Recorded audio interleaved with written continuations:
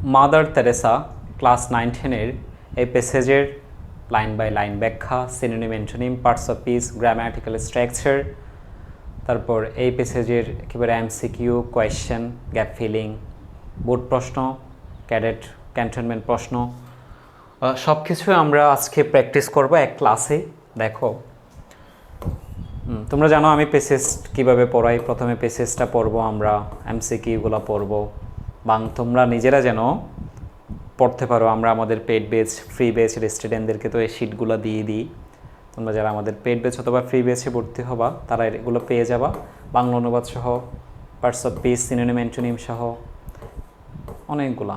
এরপর অ্যান্সারগুলা, MCQ question অ্যান্সারগুলোর Bangla ইংরেজিতে ব্যাখ্যা দিয়ে দিয়েছি, কেন হয়েছে, সব কিছু একেবারে যেন একটা ক্লাস 1-2 বাচ্চা যেন এই প্যাসেজটার প্রস্তুতি নিয়ে ফেলতে পারে আমার এই শিটটা দিয়েই।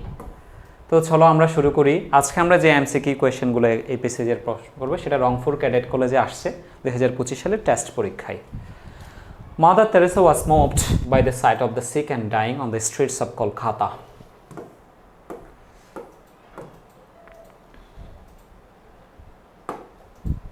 Mother Teresa was moved, Mother Teresa বিচলিত হয়েছে, বাই দ্বারা দেখে, সাইট দৃশ্য, সিক অসুস্থ, ডাইং মুমূর্ষ, ডাইং মানে মুমূর্ষ, অ্যাবাউট টু ডাই মৃত্যু পথযাত্রী, মৃত্যু পথযাত্রী যারা মারা যাবে একদিন পর, দুদিন পর, 6 মাস পর। On the streets of Kolkata, কলকাতার রাস্তায়। মাদার তেরেসা যখন কলকাতার রাস্তায় দেখতেছে সেখানে কিছু মৃত্যু পথযাত্রী, মুমূর্ষ, dying, about to die, sick অসুস্থ, এ সকল মানুষের দৃশ্য দেখে মাদার তেরেসা মুভড বিচলিত হয়েছে, কষ্ট পেয়েছে। সে ফাউন্ডের বাপ টু ফাউন্ডেড, সে প্রতিষ্ঠা করেছিল এ হোম, একটা ঘর, ফর দ্য ডাইং মুমূর্ষ, ডেস্টিটিউট নিঃস্ব, হেল্পলেস অসহায়, অ্যান্ড নেমড তার নাম ছিল নির্মল হৃদয়। নির্মল হৃদয় অর্থ হলো pure heart. She Mother Teresa, her fellow তার সহযোগী, নানস সন্ন্যাসিনী, ব্রট ব্রিংয়ের বাপ টু ব্রট নিয়ে আসতো, ডাইং পিপল মুমূর্ষ মানুষদেরকে, স্ট্রিটস অফ কলকাতা কলকাতার রাস্তা থেকে, টু দিস হোম তাদের নির্মল হৃদয়ে নিয়ে আসতো। দে ওয়ার তারা, লাভিংলি ভালোবাসার সাথে, লুক আফটার দেখাশোনা করা, লুক আফটার দেখাশোনা করা, অ্যান্ড কেয়ার ফর যত্ন নিত। তারা লাভিংলি ভালোবাসার সাথে স্নেহের সাথে তাদের দেখাশোনা করতে, যত্ন নিত। পুরো প্যারাটার অর্থ আবার বলছি। কলকাতার রাস্তার অসুস্থ মুমূর্ষ মানুষদেরকে দেখে মাদার তেরেসা বিচলিত হতো। তাদের জন্য সে একটা ঘর বানিয়েছে, নিঃস্ব অসহায়দের জন্য, তার নাম হলো নির্মল হৃদয়, পিওর হার্ট। সে এবং তার সহযোগী সন্ন্যাসিনী তাদেরকে কলকাতার রাস্তা থেকে এই নির্মল হৃদয়ে নিয়ে আসতো, তাদেরকে ভালোবাসার সাথে যত্ন করত। সিন্স দেন তখন থেকেই, মেনি ম্যান অনেক পুরুষ, উইমেন মহিলা, অ্যান্ড চিলড্রেন ছেলে মেয়ে বাচ্চা কাচ্চা, হ্যাভ বিন টেকেন নিয়ে আসা হতো, from the streets and carried to Nirmal Hriday. Since then তখন থেকে, মেনি ম্যানটা সিঙ্গুলার, ম্যানটা প্লোরাল, ই আছে না, ই থাকলে তো প্লোরাল, এ থাকলে হলো সিঙ্গুলার, এ থাকলে সিঙ্গুলার, এ থাকলে একটি, এ মানে একটি, আর MEN প্লোরাল, ম্যান থাকলে প্লোরাল। ওকে, উইমেন একজন থাকলে সিঙ্গুলার, উইমেন অনেকজন থাকলে প্লোরাল, এ মানে একটি, ই মানে অনেকজন। চাইল্ডের প্লোরাল হলো children, man women children. Have been taken from the streets and Kolkata, কলকাতার রাস্তা থেকে নিয়ে এসে নির্মল হৃদয়ে নিয়ে আসা হতো। দিস আনলাভড এই ভালোবাসাহীন, আনকেয়ার্ড যত্নহীন পিপল মানুষগুলো, গেট অ্যান অপরচুনিটির ওটা হলো ভাওয়েল, বাউলের আগে বাউলের মতো উচ্চারণ হলে অ্যান বসে। অপরচুনিটি এটা নাউন, TY থাকলে কিন্তু নাউন। টু ডাই মৃত্যুবরণ করার জন্য, to plus verb 1 infinitive, in an environment একটা পরিবেশে, ম্যান্ট থাকলে নাউন। অফ কাইন্ডনেস দয়ার, নেস থাকলে নাউন। লাভ ভালোবাসা, লাভ কাইন্ডনেস এনভায়রনমেন্ট তিনটাই নাউন। এই ভালোবাসাহীন যত্নহীন মানুষগুলো মৃত্যুর জন্য একটা সুন্দর দয়া ও ভালোবাসার পরিবেশ পায়। ইন দেয়ার লাস্ট আওয়ার তাদের জীবনের অন্তিম মুহূর্তে, শেষ মুহূর্তে দে গেট হিউম্যান মানবিক অ্যান্ড ডিভাইন লাভ, স্বর্গীয় ভালোবাসা পায়, অ্যান্ড ক্যান ফিল, তারা অনুভব করতে পারে, they are also children of God, তারা ঈশ্বরের সন্তান। এটা আসলে খ্রিস্টানদের ধর্মীয় বিশ্বাস, এটা আমাদের মুসলমানদের বা অন্য ধর্মের না। খ্রিস্টানরা মনে করে যে তারা ঈশ্বরের পুত্র। এই জন্য মাদার তেরেসা যেহেতু খ্রিস্টান ধর্মেরই পাদ্রী ছিল, প্রচারক ছিল, তিনি সবাইকে বুঝাইতো যে আমরা ঈশ্বরের সন্তান, children of god. The missionaries of charity, খ্রিস্টানদের ধর্মীয় প্রচারের সংগঠন। ট্রাই, চেষ্টা করত। ট্রাই মানে কি করা? চেষ্টা করত, চেষ্টা করা। অ্যাটেম্পট আর কি, অ্যাটেম্পট, এন্ডিয়াভার, চেষ্টা করতো। টু ফাইন্ড, খুঁজে দিতে, জব, চাকরি, ফর দোজ, তাদের জন্য, হু সার্ভাইভ, যারা বেঁচে থাকতো। সেন্ড দ্যাম, তাদেরকে পাঠাতো, টু হোমস, এমন করে, ওয়ার দ্য ক্যান লিভ, যেখানে তারা বসবাস করবে, হ্যাপিলি। লিভটা ভার্ব, পাপকে মডিফাই করে অ্যাডভার্ব। কীভাবে বসবাস করবে? হ্যাপিলি, সুখের পাবে। ফর সাম মোর ইয়ার্স, কয়েক বছরের জন্য, ইন এ কেয়ারিং এনভায়রনমেন্ট, এক যত্নশীল পরিবেশে। মিশনারিজ অফ চ্যারিটি সংগঠনটি যে মানুষগুলো বেঁচে থাকতো তাদেরকে চাকরি খুঁজে দিত, এমন করে পাঠাতো যেখানে তারা যত্নের সাথে বেঁচে থাকবে। ধরো অনেকের বাবা মা নেই, কিন্তু তাদের টাকা পয়সা আছে, কিন্তু তারা চায় যে কিছু বৃদ্ধা মানুষ তারা পাক, বাবা মায়ের মতো তাদেরকে ভালোবাসুক। বৃদ্ধাশ্রম অনেকে দেয় না, বাবা মা থাকে না, বৃদ্ধাশ্রম দেয় বাবা মায়ের ভালোবাসা পাওয়ার জন্য, সেরকম আর কি। এই পুরো প্যারেটার অর্থ আমি আবার বলছি, দেখো। তখন থেকে অনেক পুরুষ, মহিলা, শিশুদেরকে কলকাতার রাস্তা থেকে নিয়ে এসে নির্মল হৃদয়ে যত্ন করা হতো। এই ভালোবাসাহীন, যত্নহীন মানুষরা মৃত্যুর জন্য এক দয়া ও ভালোবাসার পরিবেশ পেত। জীবনের শেষ মুহূর্তে তারা মানবিক ও স্বর্গীয় ভালোবাসা পেত, তারা বুঝতো যে তারা আসলে ঈশ্বরের পুত্র। মিশনারিজ অফ চ্যারিটি সংগঠনটি যারা বেঁচে থাকতো তাদেরকে চাকরি খুঁজে দিত, অথবা এমন কিছু পরিবারে পাঠাতো সেই বৃদ্ধ মানুষদেরকে, যেন তারা সেখানে কিছুদিন অন্তত ভালোবাসা ও যত্নের পরিবেশে বাঁচতে পারে। স্টার্ট পেরা দেখো। রিগার্ডিং কমিটমেন্ট টু ফ্যামিলি, পরিবারের প্রতি দায়বদ্ধতা থেকে, মাদার তেরেসা সেট থাকলে কিন্তু বাক্যটা ইনভার্টেড কমা দ্বারা যুক্ত করতে হয়।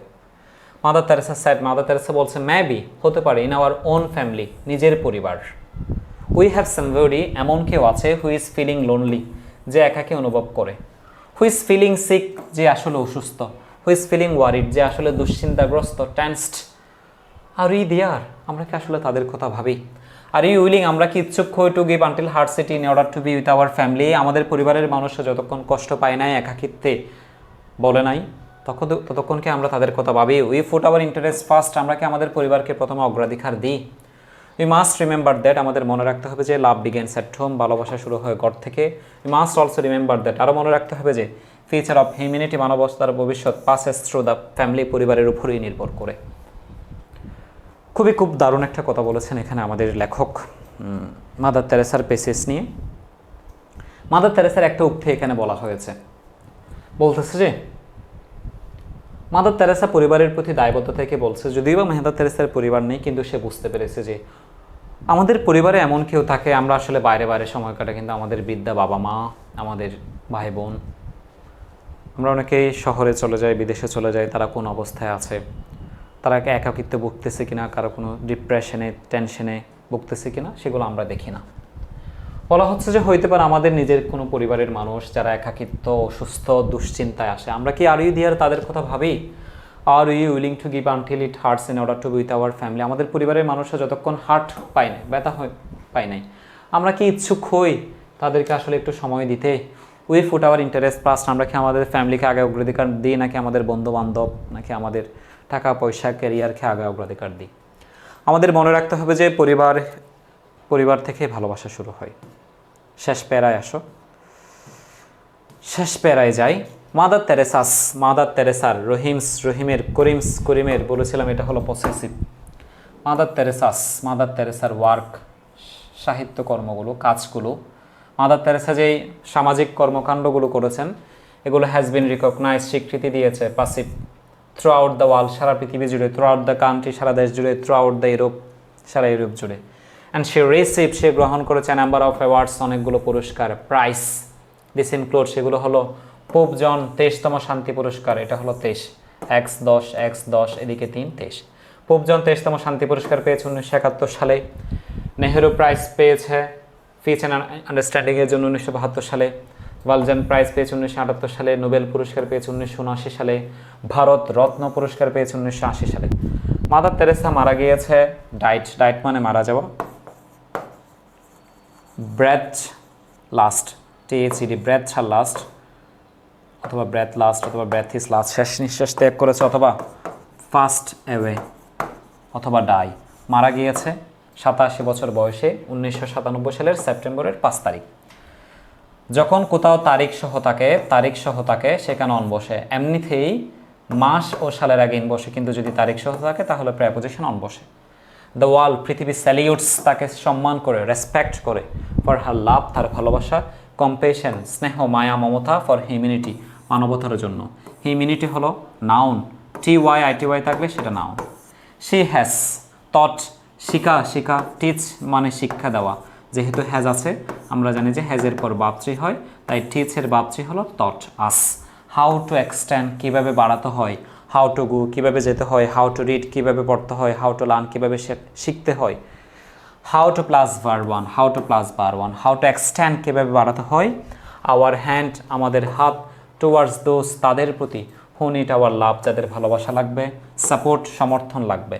Irrespective of Creed, cast and religion, ধর্ম, বর্ণ, গুচ্ছ নির্বিশেষে সবাইকে আমাদের সহযোগিতার হাত কীভাবে বাড়াতে হয়, যাদের সহযোগিতা লাগবে, সেই জিনিসটা, সেই মানবতাটা আমাদেরকে আমাদের মাদার তেরেসা শিখিয়ে দিয়েছে। The picture of Mother Teresa, Mother তেরেসার ছবি। Draped in a white and blue border sari. White সাদা, ড্রাফট অঙ্কিত, ব্লু বর্ডার, তার শাড়ির দেখবে যে বর্ডারটা হচ্ছে নীল বর্ডারের ছিল। উইথ এ রিঙ্কল ফেস, সাদা শুভ্র সফেদ চেহারা। এবার সফট আইস, চিরকোমল চোখ। সেন্টলে স্মাইল, সাধুময় পবিত্র হাসি। Lives in our mind. পুরোটার অর্থ আবার বলছি, দেখো। মাদার তেরেসার কাজগুলোর স্বীকৃতিস্বরূপ সারা পৃথিবীতে সে অনেকগুলো পুরস্কার পেয়েছে। পোপ জন 23তম পুরস্কার, নেহেরু পুরস্কার, ওয়েলজান prize, Nobel prize, Bharat Ratna পুরস্কার। মাদার তেরেসা মারা গিয়েছে, আমি কি প্রথমে মেহেরজান বলছি নাকি? মাদার তেরেসা মারা গিয়েছে 1997 সালের 5 সেপ্টেম্বর, 87 বছর বয়সে। এই পৃথিবী তাকে স্যালিউট জানিয়েছে তার ভালোবাসা এবং স্নেহের জন্য, মানবতার প্রতি।